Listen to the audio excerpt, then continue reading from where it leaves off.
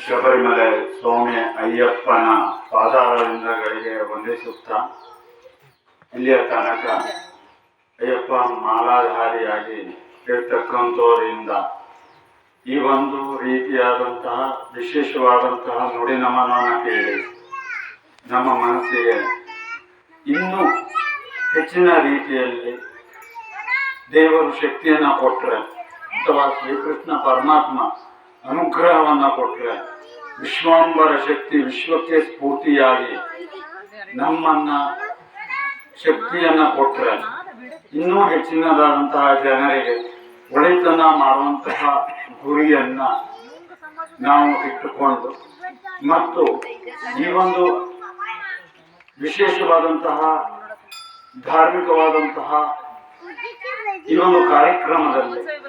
ನಮಗೆ ವಿಶೇಷವಾಗಿ ಒಂದು ಅವಕಾಶವನ್ನು ಒದಗಿಸಿಕೊಟ್ಟಿದ್ದಕ್ಕೆ ಹೃತ್ಪೂರ್ವಕವಾದಂತಹ ವಂದನೆಗಳನ್ನ ತಿಳಿಸುತ್ತಾ ಮತ್ತು ಇಲ್ಲಿ ಅನೇಕ ಜನರು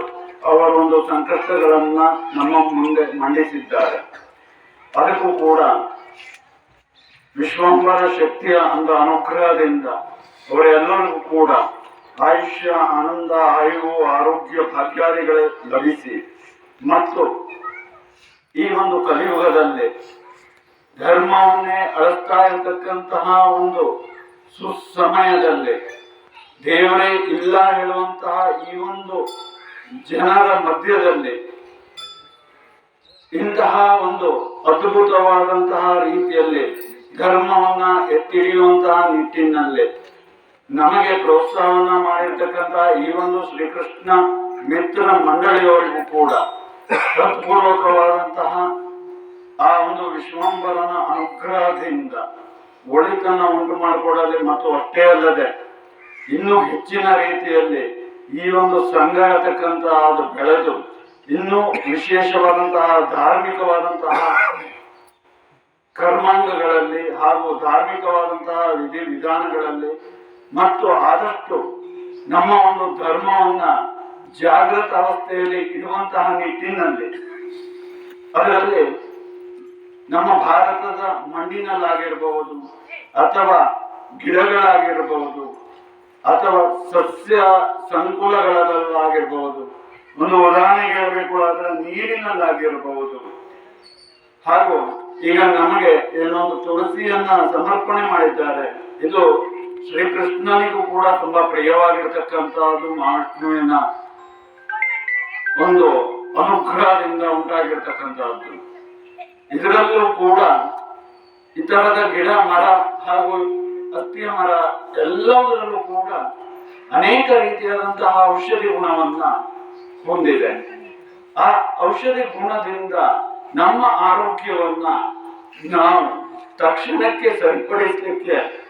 ಅಥವಾ ಪಡಿಸ್ಕೊಳ್ಳಿಕ್ಕೆ ಸಾಧ್ಯ ಉಂಟು. ಅದಕ್ಕೂ ಮೀರಿ ಅಂತ ಹೇಳಿ ಆದವಾಗ ಅಥವಾ ಅದಕ್ಕೂ ಮೀರಿದಂತಹ ಕಾಯಿಲೆ ಅಂತ ಹೇಳಿ ಆದ್ರೆ ಹೇಗೆ ರೋಗದಲ್ಲಿ ವಿಧಾನಗಳಿದೆಯೋ ಅದೇ ತರ ವೈದ್ಯರ ಬಳಿಗೆ ಹೋದವಾಗ ಕಣ್ಣಿಗೆ ಬೇರೆ, ಕಫಕ್ಕೆ ಬೇರೆ, ನರಕ್ಕೆ ಬೇರೆ, ಕಣ್ಣಿಗೆ ಬೇರೆ, ಕಾಲಿಗೆ ಬೇರೆ, ಎಲುಗಿಗೆ ಬೇರೆ, ಹೀಗೆ ಅನೇಕವಾದಂತಹ ಕಾಯಿಲೆಗಳಿಗೆ ಅನೇಕ ರೀತಿಯಾದಂತಹ ಔಷಧಿಯನ್ನ ಕೊಡ್ತಕ್ಕಂಥದ್ದು. ಅದೇ ರೀತಿಯಲ್ಲೇ ಒಂದೊಂದು ಗಿಡದಲ್ಲಿ ಒಂದೊಂದು ರೀತಿಯಾದಂತಹ ರೋಗವನ್ನ